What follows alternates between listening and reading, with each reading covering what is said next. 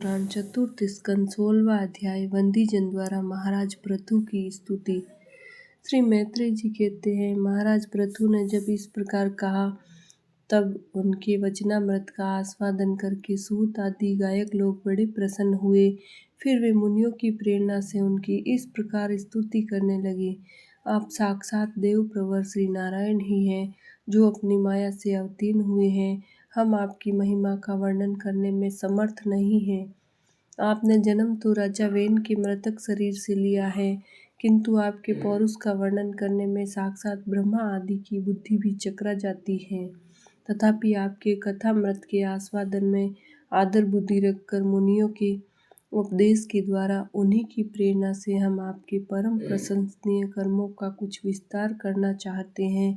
आप साक्षात श्री हरि के कलावतार हैं और आपकी कीर्ति बड़ी उदार है। ये धर्मधारियों में श्रेष्ठ महाराज पृथु लोक को धर्म में प्रवृत्त करके धर्म मर्यादा की रक्षा करेंगे तथा उसके विरोधियों को दंड देंगे। ये अकेले ही समय समय पर प्रजा के पालन पोषण और अनुरंजन आदि कार्य के अनुसार अपने शरीर में भिन्न भिन्न लोकपालों की मूर्ति को धारण करेंगे तथा यज्ञ आदि के प्रचार द्वारा स्वर्गलोक और वृष्टि की व्यवस्था द्वारा भूलोक दोनों का ही हित साधन करेंगे। ये सूर्य के समान अलौकिक महिमान्वित प्रतापवान और समदर्शी होंगे। जिस प्रकार सूर्य देवता 8 महीने तपते रहकर जल खींचते हैं और वर्षा ऋतु में उसे उड़ेल देते हैं, उसी प्रकार ये कर आदि के द्वारा कभी धन संचय करेंगे और कभी उसका प्रजा के हित के लिए व्यय कर डालेंगे।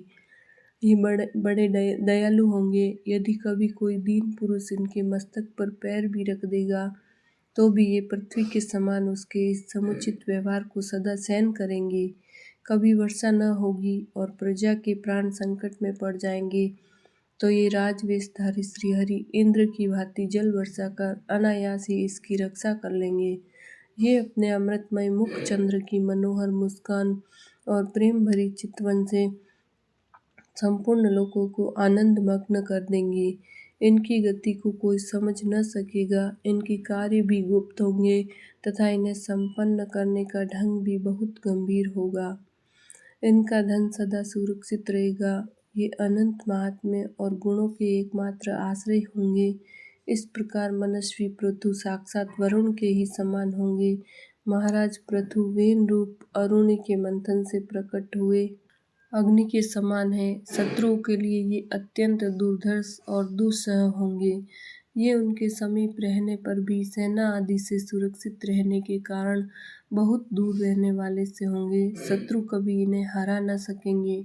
जिस प्रकार प्राणियों के भीतर रहने वाला प्राण रूप सूत्रात्मा शरीर के भीतर बाहर के समस्त व्यापारों को देखते रहने पर भी उदासीन रहता है, उसी प्रकार ये गुप्तचरों के द्वारा प्राणियों के गुप्त और प्रकट सभी प्रकार के व्यापार देखते हुए भी अपनी निंदा और स्तुति आदि के प्रति उदासीनवत रहेंगे।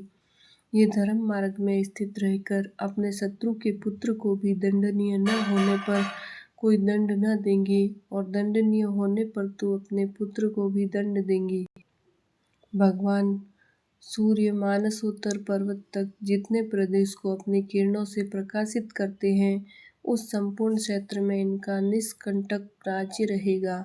ये अपने कार्यों से सब लोगों को सुख पहुँचावेंगे, उनका रंजन करेंगे। इससे उन मनोरंजनात्मक व्यापारों के कारण प्रजा इन्हें राजा कहेगी। ये बड़े दृढ़ संकल्प, सत्य प्रतिज्ञ, ब्राह्मण भक्त, वृद्धों की सेवा करने वाले, शरणागत वत्सल, सब प्राणियों को मान देने वाले और दीनों पर दया करने वाले होंगे।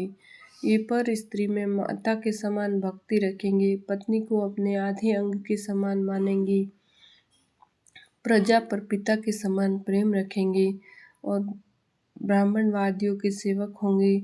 दूसरे प्राणी इन्हें इतना ही चाहेंगे जितना अपने शरीर को।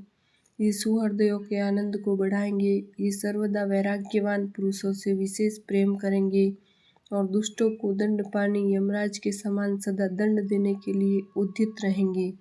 तीनों गुणों के अधिष्ठाता और निर्विकार साक्षात श्री नारायण ही इनके रूप में अपने अंश से अवतार लिया है, जिनमें पंडित लोग अविद्यावश प्रतीत होने वाले इस नाना तत्व को मिथ्या ही समझते हैं। ये अद्वितीय वीर और एक छत्र सम्राट होकर अकेले ही उदयाचल पर्यंत समस्त भूमंडल की रक्षा करेंगे तथा अपने जयशील रथ पर चढ़कर धनुष हाथ में लिए सूर्य के समान सर्वत्र प्रदक्षिणा करेंगे। उस समय जहाँ तहाँ सभी लोकपाल और पृथ्वीपाल इन्हें भेंटें समर्पण करेंगे। उनकी स्त्रियां इनका गुणगान करेगी और इन आदिराज को साक्षात श्री हरि ही समझेंगी।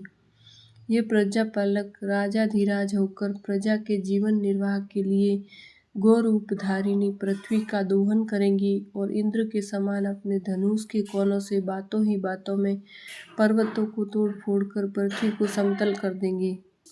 रणभूमि में कोई भी इनका वेग नहीं सह सकेगा। जिस समय ये जंगल में पूंछ उठाकर विचरते हुए सिंह के समान अपने आजगव धनुष का टंकार करते हुए भूमंडल में विचरेंगे, उस समय सभी दुष्टजन इधर उधर छिप जाएंगे।